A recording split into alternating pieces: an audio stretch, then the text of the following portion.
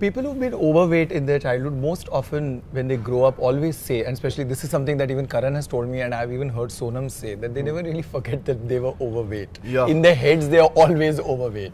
Right now I'm fat. In my head, I'm going through a fat day. You have thin days and fat days if you're a fat person, because there are days where you just wake up feeling sloppy and fat again.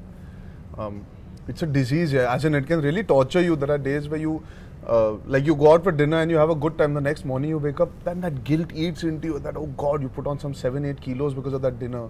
But you have to battle it, because it's, this profession is all about feeling confident. Yeah. If you're not confident, no, I was coming to that actually. When you feel like that, do you often get thrown back by the female attention that you draw? Because I'm sure you get a lot of it now. That kind of puts you at ease to a certain degree, that there is genuine appreciation from the opposite sex.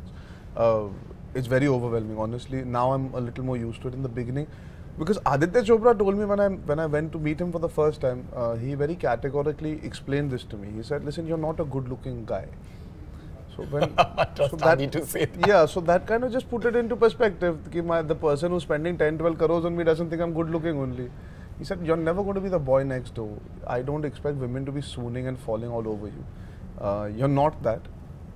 But your characters, the way you act, the way you perform will make you likable or lovable where the opposite sex is concerned. So don't think about the way you're looking. You cannot solve that. Just work hard."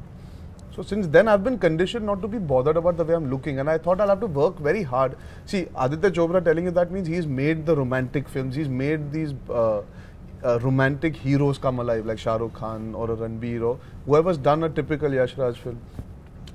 I never put myself in that place. I said, okay, I'm not going to be that. So when I got female attention, and what I played in my first film was an uncouth. Correct. Doesn't look like he showered for a few days, badly behaved, holding a gun. And women found that attractive. So I was like, okay, this also works.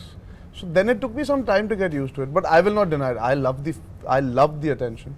It's overwhelming, but I love it. I think it drives me, it gives me that energy to continue, and it makes me realize that there is something about me that works for the audience and for the female section of the audience, definitely. And that keeps me motivated. That means that's a good connect to have with the audience.